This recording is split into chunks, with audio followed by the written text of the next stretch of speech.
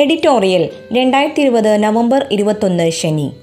സംവരണത്തെക്കുറിച്ച് തന്നെ സംസാരിക്കാം.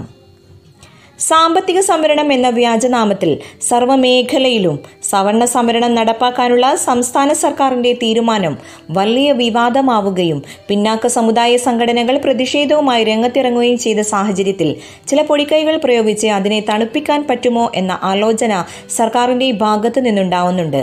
സവർണ സംവരണ വിഷയത്തിൽ ഒരു തരത്തിലുള്ള പുനരാലോചനയും സാധ്യമല്ല എന്ന ധാർഷ്ട്യം നിറഞ്ഞ നിലപാടായിരുന്നു സർക്കാരും അതിനെ നയിക്കുന്ന CPM-ഉം തുടക്കം മുതലേ സ്വീകരിച്ചത്. മുന്നാക്ക സംവരണത്തെ തത്വത്തിൽ അംഗീകരിച്ചാൽ തന്നെ അത് സംസ്ഥാനത്ത് നടപ്പാക്കിയത് ഒരുവിധ ശാസ്ത്രീയ പഠനവുമില്ലാതെയാണ് എന്ന വിമർശനം കണക്കുകൾ സഹിതം ഉന്നയിക്കപ്പെട്ടതാണ്.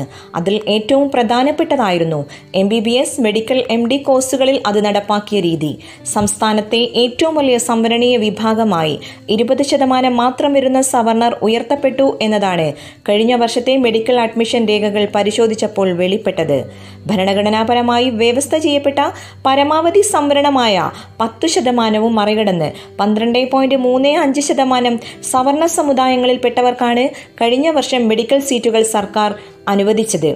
അതായത് മെഡിക്കൽ PGയിൽ 7 മുസ്ലിം വിഭാഗങ്ങൾക്ക് യഥാക്രമം 13.9 സീറ്റുകൾ സംവരണമായി കിട്ടിയപ്പോൾ 30 സീറ്റുകളാണ് മുന്നാക്ക വിഭാഗത്തിന് കിട്ടിയത്.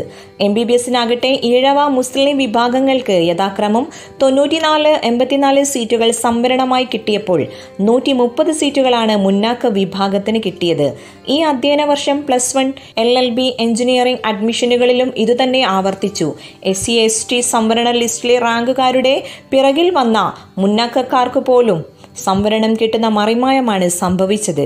സംസ്ഥാനത്ത് പട്ടികജാതി പട്ടികവർഗ വിഭാഗങ്ങളെക്കാളും പിന്നാക്കമാണ് മുന്നാക്കക്കാർ എന്നതാണ് സർക്കാർ നടപടിയിലൂടെ പ്രയോഗത്തിൽ സംഭവിച്ചത്. വസ്തുതകൾ വസ്തുതകളായും കണക്കുകൾ കണക്കുകളായും പുറത്തു വന്നിട്ടും പുനരാലോചന നടത്താൻ CPM-ഉം സർക്കാരും സന്നദ്ധമായില്ല.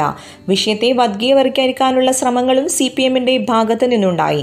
80% വരുന്ന പിന്നാക്ക സമുദായങ്ങളെ മൊത്തം ബാധിക്കുന്ന പ്രശ്നത്തെ മുസ്ലിം തീവ്രവാദമാക്കി ചിത്രീകരിച്ച് വർഗീയത സൃഷ്ടിക്കാൻ പറ്റുമോ എന്ന കുടിലബുദ്ധി പ്രയോഗിച്ചു നോക്കുകയായിരുന്നു ഭരണപക്ഷം. അത് വേണ്ടത്ര വിജയിച്ചില്ല. ഇപ്പോൾ MBBS പ്രവേശന നടപടികളിൽ ചില മാറ്റങ്ങൾ വരുത്തി കണ്ണിൽ പൊടിയിടാൻ പറ്റുമോ എന്ന ആലോചനയിലാണ് സർക്കാർ. മുന്നാക്ക സംവരണം പ്രയോഗത്തിൽ വരുത്തിയപ്പോൾ 10%-ലധികം മെഡിക്കൽ സീറ്റുകൾ മുന്നാക്ക വിഭാഗത്തിന് പോയതാണ് കഴിഞ്ഞ വർഷം സംഭവിച്ചത്. അത് ആവർത്തിക്കാതിരിക്കാൻ സംവരണ കോട്ട കൃത്യപ്പെടുത്തിക്കൊണ്ടുള്ള സർക്കുലറാണ് നവംബർ 11 പ്രിൻസിപ്പൽ സെക്രട്ടറി പുറത്തിറക്കിയിരിക്കുന്നത്. എന്നാൽ അപ്പോഴും സംസ്ഥാനത്തെ ഏറ്റവും വലിയ സംവരണീയ വിഭാഗമായി നിൽക്കുന്നത് പാവപ്പെട്ട സവർണർ തന്നെയാണ്. പട്ടികജാതി പട്ടികവർഗക്കാർക്ക് ലഭിക്കുന്ന 10% തന്നെയാണ് മുന്നാക്ക വിഭാഗങ്ങൾക്കും ലഭിക്കുന്നത്. തൊഴിലിലും വിദ്യാഭ്യാസത്തിലും അധികാരലബ്ധിയിലും പട്ടിക വിഭാഗങ്ങളും മുന്നാക്ക സമുദായങ്ങളും എവിടെയാണ് നിൽക്കുന്നത് എന്നറിയാൻ വലിയ ഗവേഷണമൊന്നും നടത്തേണ്ടതില്ല. എന്നാൽ രണ്ടു കൂട്ടരെയും ഒരേപോലെ പരിഗണിക്കുന്നതാണ് LDF സർക്കാരിന്റെ സമീപനം. കേരളത്തിലെ ഏറ്റവും വലിയ 2 സമുദായങ്ങളായ ഈഴവർക്കും മുസ്ലിങ്ങൾക്കും മെഡിക്കൽ പ്രവേശനത്തിൽ യഥാക്രമം 9-8% മാത്രം സംവരണം നൽകുമ്പോഴാണ് സവർണർക്കുള്ള ഉദാരമായ ഈ കൈനീട്ടം എന്നതുകൂടി ഓർക്കണം. മെഡിക്കൽ പ്രവേശനത്തിൽ 12.35 മുന്നാക്ക സംവരണം നൽകുന്ന ഭരണഘടനാ വ്യവസ്ഥക്കും അപ്പുറമുള്ള നിലവിലെ രീതിയിൽ ചെറിയ മാറ്റം വരുത്തുക മാത്രമാണ് സർക്കാർ ഇപ്പോൾ ചെയ്തിരിക്കുന്നത്. മുന്നാക്ക സംവരണവുമായി ബന്ധപ്പെട്ട പ്രശ്നങ്ങളിലെല്ലാം പരിഹരിക്കപ്പെട്ടു എന്ന പ്രതീതി സൃഷ്ടിക്കാനുള്ള ശ്രമങ്ങൾ നടക്കുന്നുണ്ട്. 10% മുന്നാക്ക സംവരണം ഇപ്പോഴും നിലനിൽക്കുകയാണ്.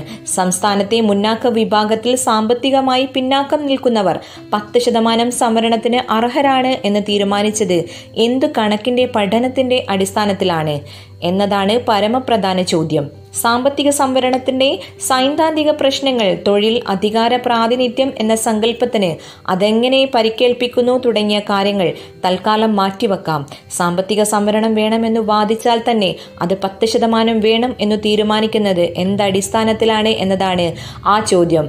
ഈ ചോദ്യത്തിന് ഉത്തരം കിട്ടണമെങ്കിൽ സംസ്ഥാനത്തെ വിവിധ സാമൂഹിക വിഭാഗങ്ങളുടെ അധികാര, ഉദ്യോഗ, വിദ്യാഭ്യാസ രംഗങ്ങളിലെ പ്രാതിനിധ്യത്തെക്കുറിച്ച് സമഗ്ര പഠനം നടക്കണം. അങ്ങനെ ഒരു പഠനം നടത്താൻ സർക്കാർ സന്നദ്ധമാണോ? അങ്ങനെ ഒരു പഠനം നടന്നാൽ സാമ്പത്തിക സംവരണവാദികളുടെ ന്യായങ്ങളെല്ലാം ഇല്ലാതാകും എന്ന് ഭയക്കുന്നതുകൊണ്ടാണ് സർക്കാർ അതിന് സന്നദ്ധമാവാത്തത്. പൊടിക്കൈ പ്രയോഗത്തിലൂടെ സവർണ സംവരണത്തിനെതിരായ പ്രതിഷേധങ്ങളെ തണുപ്പിക്കാൻ പറ്റുമോ എന്നാണ് സർക്കാർ ആലോചിക്കുന്നത്. സംവരണത്തിന്റെ ചരിത്രം സംവരണ അട്ടിമറിയുടെ കൂടി ചരിത്രമാണെന്ന് സംവരണീയ സമുദായങ്ങൾ മനസ്സിലാക്കണം. സാമ്പത്തിക സംവരണത്തിനെതിരായ സമരങ്ങളെ അട്ടിമറിക്കാൻ പറ്റുമോ എന്നാണ് സർക്കാർ ഇപ്പോൾ ആലോചിക്കുന്നത്. അതിനാൽ ഇതിനെക്കുറിച്ച് സംസാരിച്ചു കൊണ്ടേയിരിക്കുക തന്നെയാണ് വേണ്ടത്.